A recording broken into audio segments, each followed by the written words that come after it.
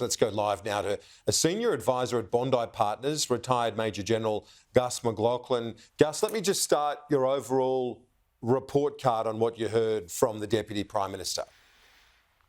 He's a great speaker, Kieran, and I think it was a fairly compelling description of the strategic circumstance.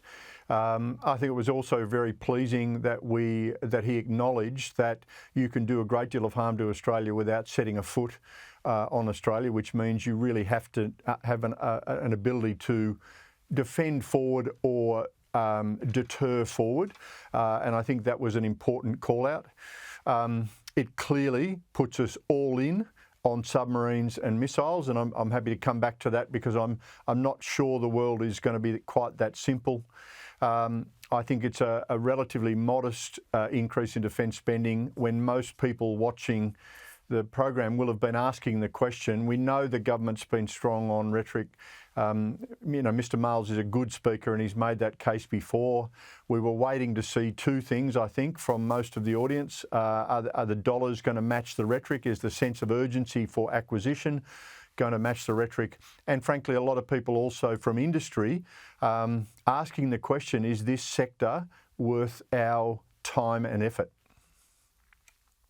The reprioritisation or the cuts, was there anything there that surprises you, anything that will damage the military project over coming years?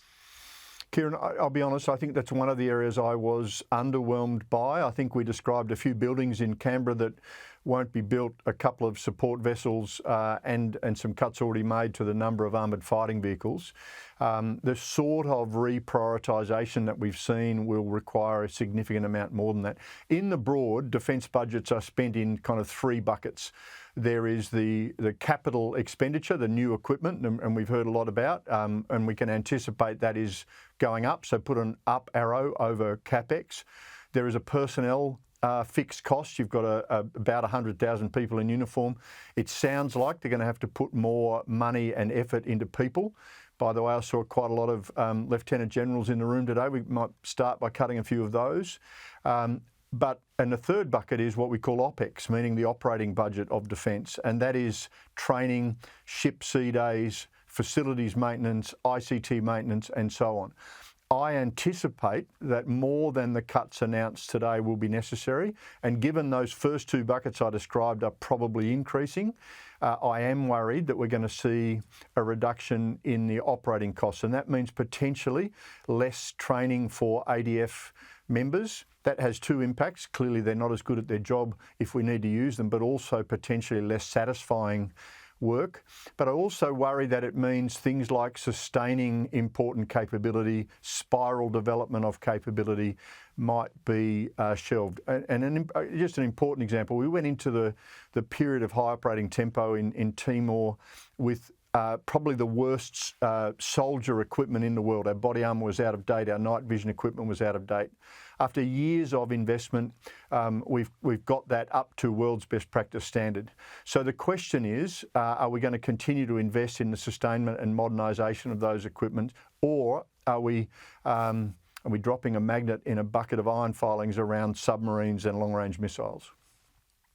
So just to pick up on those two things, on the subs and the missiles, which you clearly, that's where the main game is for the government. Where else should they be looking to prepare Australia for any uncertainty or any difficulty over coming decades, soon, in the near term and in the longer term?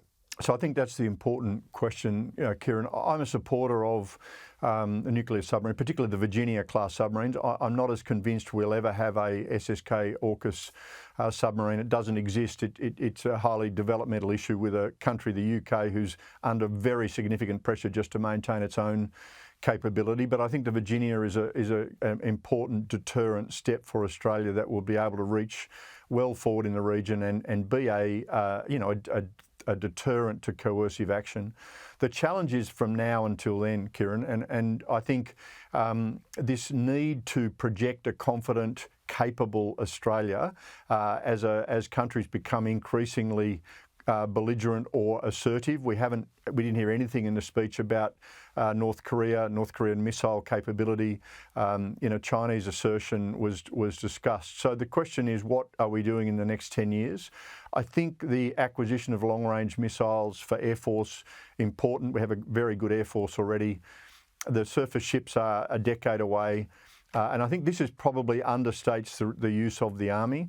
I agree we need a more mobile Army, but we need it armed to the teeth. And HIMARS, the system that was described by the Minister, which has been in the acquisition plan since 2016, is only part of the answer. We could be looking at land-based cruise missiles. We could be looking at land-based radars and sensors for an integrated air and missile defence system that could project forward and stop those sort of threats to Australia or to our deployed fleet and deployed forces. So look, they may be covered in more detail in the classified version. Mr. Marles didn't have time to go into that sort of detail, but they're the questions that I'll be asking looking forward. What happens in the decade and how are we creating that deterrence effect before these Virginia-class subs arrive? Yep, fair enough too. Very interesting analysis as always. Gus McLachlan, retired Major General now at Bondi Partners. Thanks. Thanks, Kieran.